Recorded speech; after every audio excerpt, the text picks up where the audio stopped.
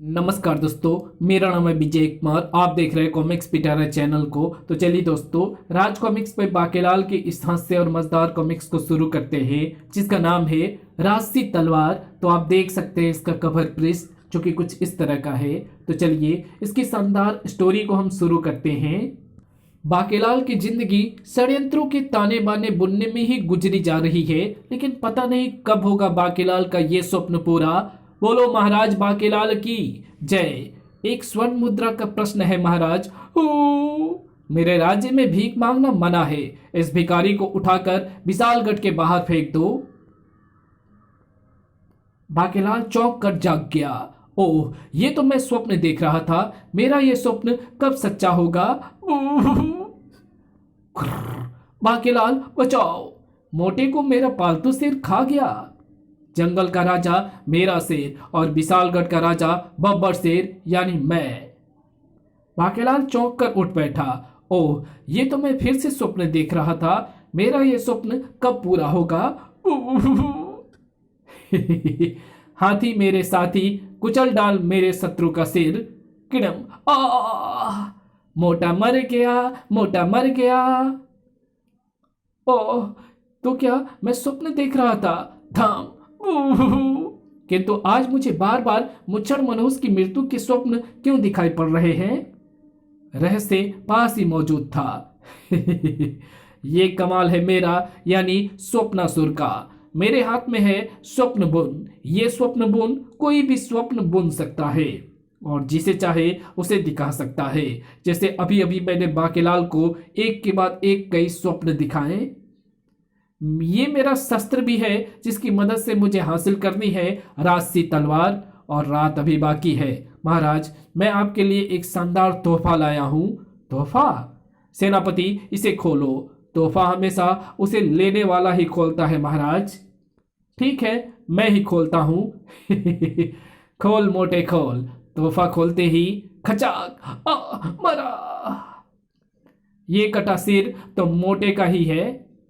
वो मारा पापड़ वाले को बाकी प्रसन्नता से चीख कर उठ बैठा। अब मुझे राजा बनने से कोई नहीं रोक सकता।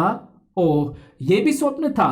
तो क्या हुआ, ये स्वप्न सच भी तो हो सकता है।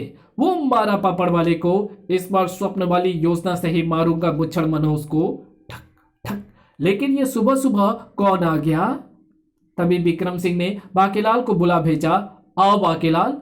मोटे के चेहरे पर 12 क्यों बजे हैं? बाकेलाल, रात मैंने स्वप्न में देखा कि राजसी तलवार के पंख उगाए हैं और वो उड़कर कहीं जा रहा है। इस स्वप्न का अर्थ कहीं ये तो नहीं कि तलवार चोरी होने वाली है?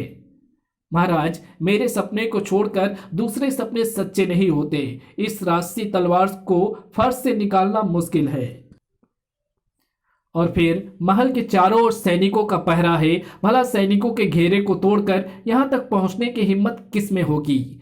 और हाँ बाकेलाल, मुझे एक स्वप्न और भी आया था। उसे मैं स्नान के बाद सुन लूंगा महाराज, क्योंकि आपके बुलाने पर मैं बिना स्नान किए ही चला आया था। राजा विक्रम ने जो स्वप्न देखा था वो भी सच्चा साबित होने वाला था। मुझे चाहिए विशालगढ़ के राजा विक्रम सिंह की राजसी तलवार लेकर आएंगे मेरे पंख टेंडुआ जी महाराज। टेंडुआ जी महाराज, वो वृक्ष तो उड़ा कर दिखाओ। ये तो मेरे बाएं पंख का कमाल है। उखाड़। मुझे यकीन हो गया कि तू राजसी तलवार को भी उखाड़ लाएगा। चल, अब मुझे विक्रम सिंह के महल में ले चल, क्योंकि राजसी तलवार आज ही हासिल करके रहेगा राक्षस पंख केतु।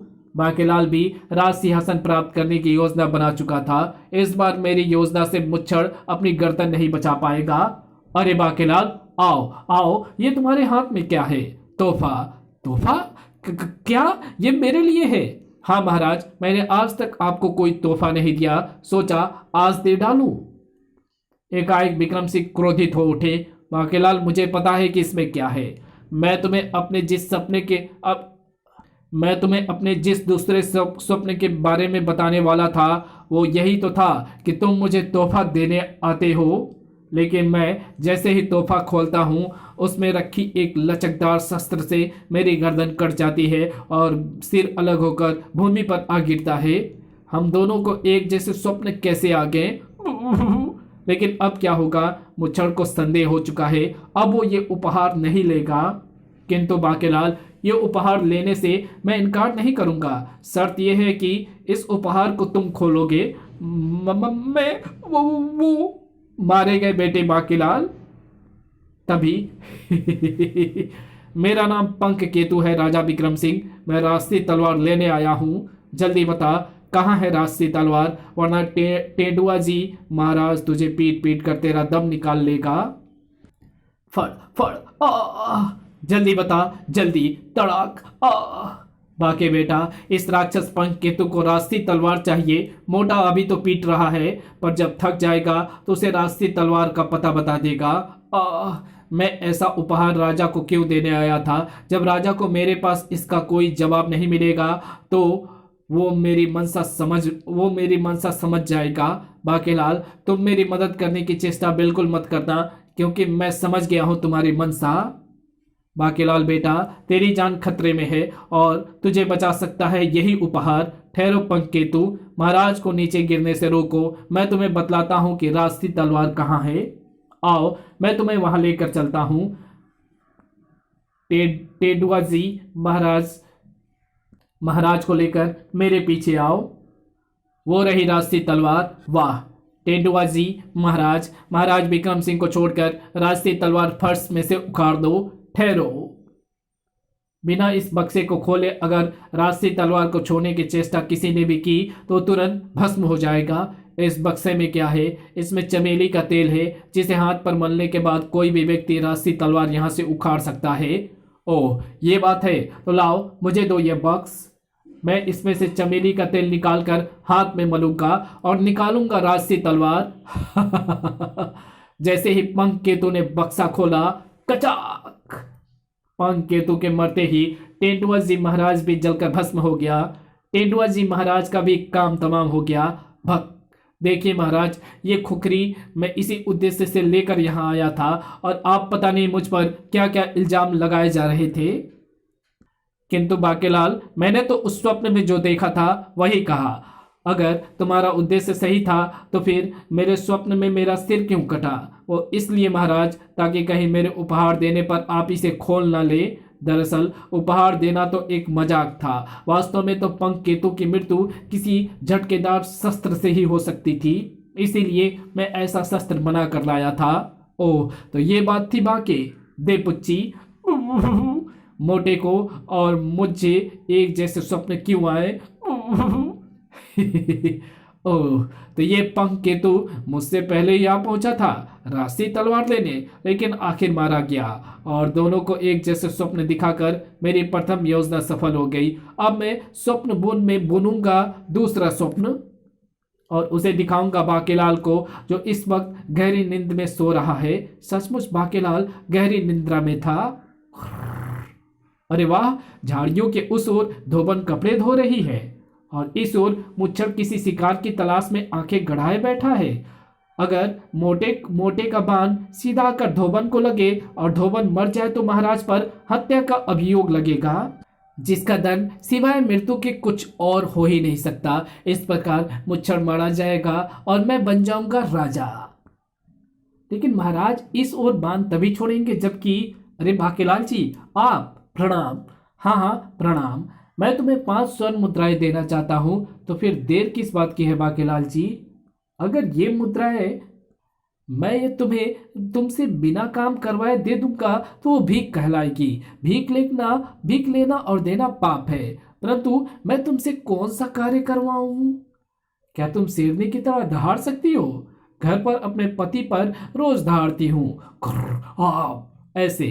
वाह, फिर तो काम बन गया। ये लो 5 स्वर्ण मुद्राएं। मेरे जाने के बाद तुम 5 बार जमकर दहाड़ लगाना। बाकेलाल, तुम कहाँ चले गए थे? देखो, मुझे कोई शिकार नहीं मिल रहा। शिकार अवश्य मिलेगा महाराज, पर तुम्हें कैसे पता चला? अब पहली बार। महाराज, शेरनी की दहाड़ जल्दी से बांध चलाइए। पर तुम्हें कैसे पता चला कि ये दहाड़ शेरनी की ही है? ये शेर भी तो हो सकता है। बातों में समय व्यर्थ मत गवाइए, बांध चलाइए महाराज, अन्यथा भाग जाएगा।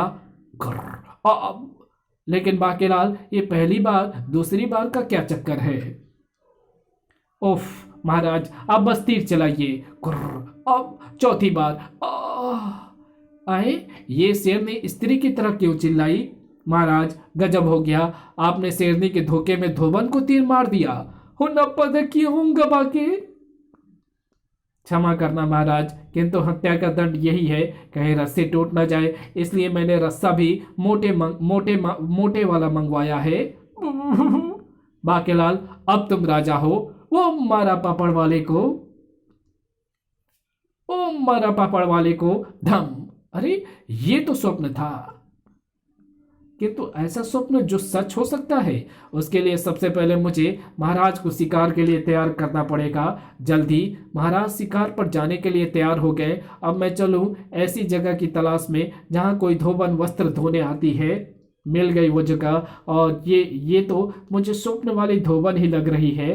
थप थप, महाराज को तुरंत यहां लेकर आता हूं शीघ्र ही। बाकेलाल, मुझे आज फिर से स्वप्न आया कि कोई राक्षस राशि तलवार ले जाने आया है। मेरे परदादा जी स्वप्न में आए और उन्होंने कहा कि बेटा विक्कू, जब भी राशि तलवार पर कोई संकट आने का आभास हो तो तुम शिकार पर जरूर जाना, संकट टल जाएगा। इसलिए जैसे ही तुमने शिकार पर चलने को कहा, मैं तुरंत तैयार हो गया। मुझे दूसरा स्वप्न भी आया। दूसरे स्वप्न को मैं बाद में सुन लूंगा महाराज, क्योंकि अगर हम ऐसे ही बोलते रहें तो शिकार निकट नहीं आएगा। बाण धनुष की प्रत्यंचा पर चढ़ा ले महाराज। मुझे पता है कि ये अब लघुशंका के लिए जाएगा। मैं लघुशंका का निवारण करके अभी आता हूं, थोड़ी देर बाद। ओह, बाकेलाल मेरे स्वप्न के अनुसार उस धोबन को शेरनी के स्वर में दहाड़ने के लिए 5 स्वर्ण मुद्राएं दे रहा है। अब बाकेलाल आकर मुझे तीर छोड़ने को कहेगा। पास ही था एक दुष्ट राक्षस नाड़ा केतु। राशि तलवार प्राप्त करना मेरे लिए बहुत आवश्यक है। मेरे गुरु कड़क केतु ने कहा था कि राशि तलवार को राजा विक्रम सिंह की उपस्थिति में ही प्राप्त करना मेरे लिए लाभदायक होगा। और ये अभिमंत्रित नाड़ा मुझे वहीं ले जा रहा है जिधर उपस्थित है राजा विक्रम सिंह, और मैं विक्रम सिंह को नारे से बांधकर वहां ले जाऊंगा जहां रखी होगी राशि तलवार। बाकेलाल वापस लौट आया था। महाराज, शेरनी उधर है, जल्दी से बांध छोड़ो। किंतु बाकेलाल, महाराज जल्दी कीजिए, बांध छोड़िए, वो सिर्फ 5 बार दहाड़ेगी। मुझे पता है बाकेलाल, क्योंकि 5 बार दहाड़ने के लिए तुमने उसे 5 स्वर्ण मुद्राएं दी है। मैं बाण नहीं चलाऊंगा, क्योंकि बाण शेरनी को नहीं धोबन को लगने वाला है। मुझे ऐसा ही स्वप्न आया था। क्या? मुच्छर मनुष्य को मेरा यह स्वप्न भी दिखाई पड़ गया, परंतु कैसे? धोबन 3 बार दहाड़ चुकी है, 2 बार और दहाड़ेगी। उससे पहले ही मुझे मोटे के हाथों बाण चलवाना है, चाहे जबरदस्ती ही सही। वो मारा पापड़ वाले को बाण धोबन को लग गया। बाकेलाल, मुझे तुमसे ऐसी आशा नहीं थी। धोबन की हत्या में फांसी की सजा मुझे नहीं, तुम्हें होगी। मोटे, तेरी बात का विश्वास कौन करेगा? तभी बाकेलाल जी जल्दी आइए। आए, ये धोबन तो जिंदा है, तो फिर तीर किसको लगा? वो देखिए बाकेलाल जी, तीर राक्षस को लगा है। ये राक्षस तीर और धोबन के बीच में कहां से आ मरा? राजा विक्रम, मैं राशि तलवार लेने आया था, लेकिन तूने मेरा नाड़ा बांधने के स्थल को तीर से बिंध डाला। मेरी जान इसी स्थल पर थी। और बाकेलाल, मैं ये समझा कि तुम मुझे फांसी पर चढ़वाना चाहते हो। हम दोनों को एक जैसे स्वप्न कैसे आ गए? तभी फंस गया मेरे लीचड़ पास में राजा। और अरे, तू भी फंस गया बाकेलाल? चलो कोई बात नहीं। अब ये कौन आ मरा? बाकेलाल, मैं हूँ स्वप्नासुर। मैं ही तुम्हें और विक्रम सिंह को एक जैसे स्वप्न दिखा रहा था, क्योंकि तुम दोनों के हाथों 2 राक्षसों की मृत्यु के पश्चात मेरे हाथों को राशि तलवार उखाड़ने के लिए मिल जानी थी ढेर शक्ति, जो कि मुझे मिल चुकी है। दरअसल हम 3 राक्षसों में राशि तलवार लाने की होड़ लगी है। जो ये तलवार लाएगा वही बनेगा राक्षस लोक का राजा। अब मैं सीधे राशि तलवार के पास ले चलूंगा, क्योंकि राशि तलवार राजा की मौजूदगी में ही उखाड़ी जा सकती है। बाकेलाल, अगर राशि तलवार उखड़ गई तो मेरी पत्नी रानी स्वर्णलता की मृत्यु हो जाएगी।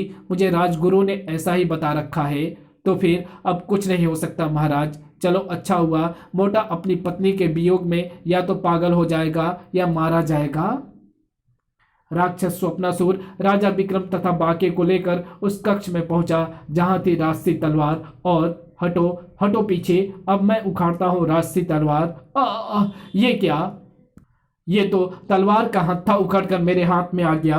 अगले ही पल मैं जल रहा हूं। भाकेलाल, राजगुरु ने यह भी बताया था कि तलवार को उखाड़ने में असफल रहने वाला जलकर भस्म हो जाएगा, किंतु तलवार के स्थान पर हत्था कैसे उखड़ गया? ये करामात मेरी है महाराज। रास्ते तलवार की चोरी के आशंका को देखते हुए मैंने हत्थे के पेच ढीले कर दिए थे। सेनापति तुम, सेनापति के बच्चे, घुर्र।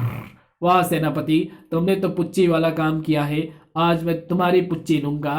अब तो मुझे योजना के स्वप्न भी नहीं आएंगे, क्योंकि स्वप्नासुर तो मारा जा चुका है। मेरा काम तो स्वर्ण मुद्राओं से भी चल जाता महाराज। इसी के साथ ये कहानी यही समाप्त होती है। तो बाकेलाल की ये हास्य और मजेदार कॉमिक्स आपको कैसी लगी कमेंट में लिख करके जरूर बताना, और ऐसे ही बाकेलाल की और भी हास्य और मजेदार कॉमिक्स को देखने और सुनने के लिए आप हमारे चैनल के प्लेलिस्ट वाले सेक्शन को चेकआउट कर सकते हैं। वहां पर बाकेलाल कॉमिक्स नाम से प्लेलिस्ट बनी हुई है, उसमें बाकेलाल के लगभग सारी कॉमिक्स मैंने पहले से अपलोड कर रखी है।